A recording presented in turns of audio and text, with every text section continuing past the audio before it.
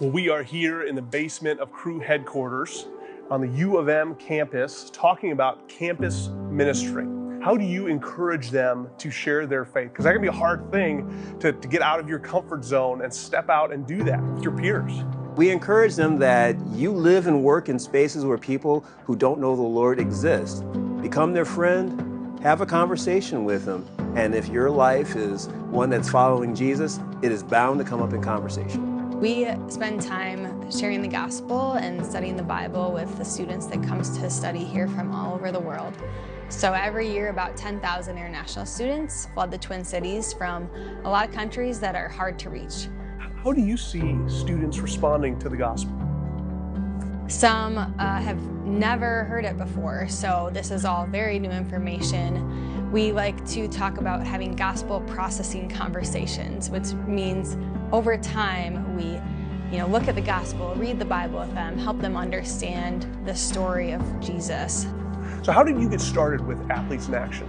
As a non-believer going into playing football at the University of Minnesota, I didn't recognize my need for Jesus, and it wasn't until trials through actually blowing out my knee where I recognized that my performance and abilities could only bring me so far, and I was invited into a Bible study with Athletes in Action where I got into the Bible for the first time and the person of Jesus just came alive. So what are you asking the Lord to do? What are you praying for?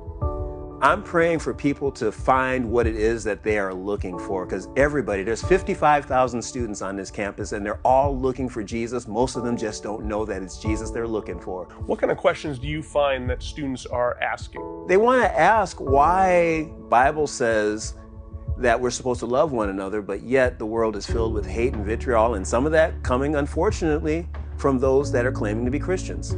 It is one of the major things. One student brought up the concept of ABC, anything but church.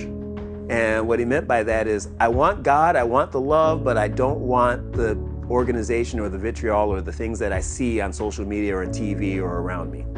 How does he keep you encouraged in some of these long haul ministries? How has he done that specifically for you? Recently, we had a student come to Christ.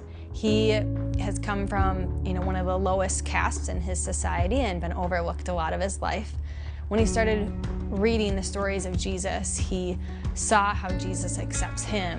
And a few weeks ago, he made the decision to follow Christ. Tyler, as you think about these next few years coming up at the University of Minnesota working with athletes, what are you asking God to do?